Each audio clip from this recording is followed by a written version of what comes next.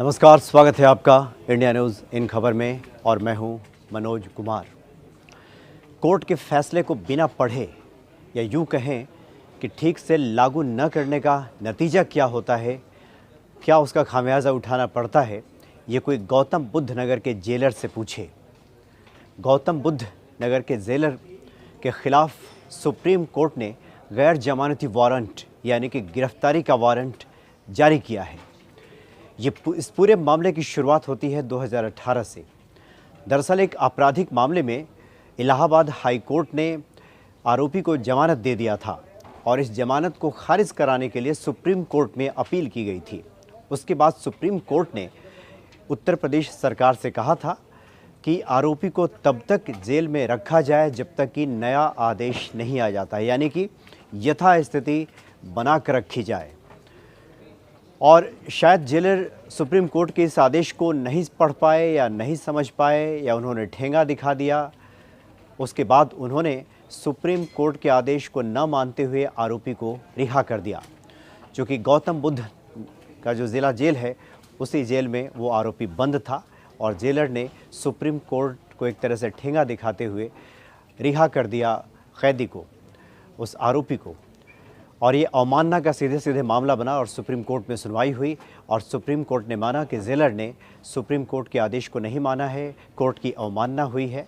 और contempt of court के तहत उनके खिलाफ गिरफ्तारी वारंट जारी कर दिया गया, यानी उन्हें अब गिरफ्तार किया जाएगा। कोर्ट ने आदेश दिया है कि 23 सितंबर को पुलिस उन्हें गिरफ्तार करे, 23 सितंबर तक, और उन्हें कोर्ट में पेश किया जाए।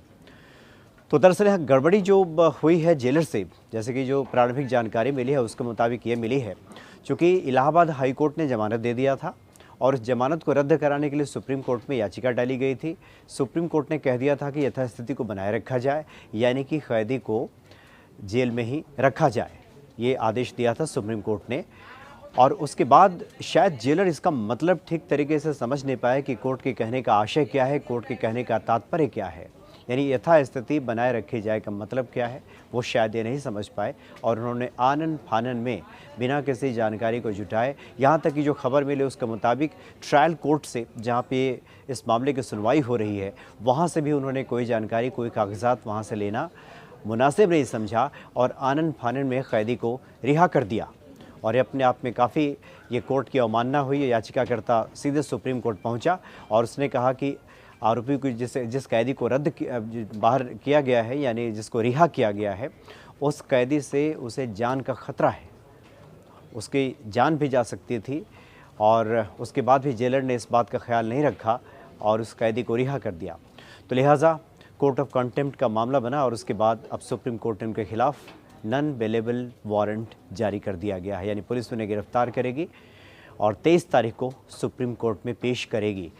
हालांकि जेलर के वकील ने कहा कि उनके मुवक्किल से यानी जेलर से गलती हुई है, इसलिए सुप्रीम कोर्ट माफ़ करे, लेकिन सुप्रीम कोर्ट ने साफ कहा कि आप खुद मानते हैं कि गलती हुई है, इसलिए उन्हें एक बार कोर्ट में आने दीजिए, उसके बाद फिर देखा जाएगा। तो जेलर साहब को अब कोर्ट में उपस्थित होना होगा और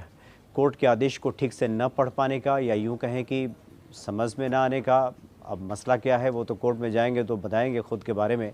लेकिन इसका खामियाजा क्या निकलता है, इसका नतीजा क्या भुगतना पड़ता है, ये जेलर साहब अब भली बात ही समझ गए होंगे।